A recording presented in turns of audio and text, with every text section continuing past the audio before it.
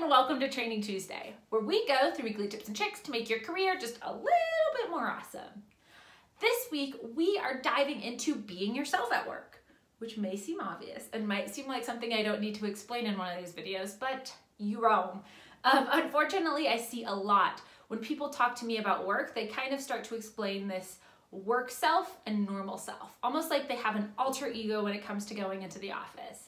And they explain, well, you know, typically I like this, but when it comes to work, I like these, that, and the other things. And they think about their interests and they want to talk about, you know, the things that they like and the things that they don't like task-wise, really focused on work or really focused on life and not both.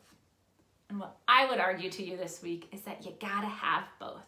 Because the truth is, if you're treating yourself as work self and normal self, you're gearing up for a lot of friction and a lot of kind of internal struggle. Because the truth is, you are one person, right? You are one person who likes and dislikes certain things. And I can almost guarantee a lot of the things you like in your personal life are probably still those same trends that carry over when it comes to being in the office, right? So if you love being the connector and like I did, loved making the seating chart at your wedding because you like thinking about who is gonna like who for whatever reason and you wanna sit them next to each other, you probably are gonna like that same thing when it comes to the office. You're probably gonna have that same connector tendency, as we'd call it, right? And so if you're treating yourself as these two separate things, you're gearing up for a lot of challenge because one, if you're spending time pretending to be something you're not at work, or if you're kind of faking a different persona than's true to you, you are going to be taking time away from doing great work because it's just straight up more efficient when you're doing the stuff that you're skilled at.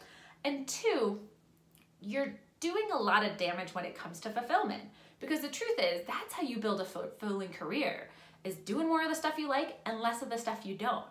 Almost all of my advice can be summed up to that.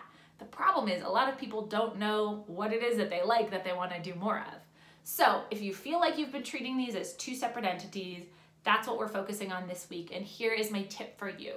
I want you to sit down with a piece of paper and write out some characteristics of work self, write out some characteristics of normal self, see how in sync those are, and if there's a bigger gap, then I want you spending time to say, who am I at my core in all of the senses, and then ask yourself, how does that apply to work? How can I do more of that stuff that I like in all of the senses? Because I can guarantee that's how you're gonna start to find more fulfillment, doing the stuff that you've naturally always done.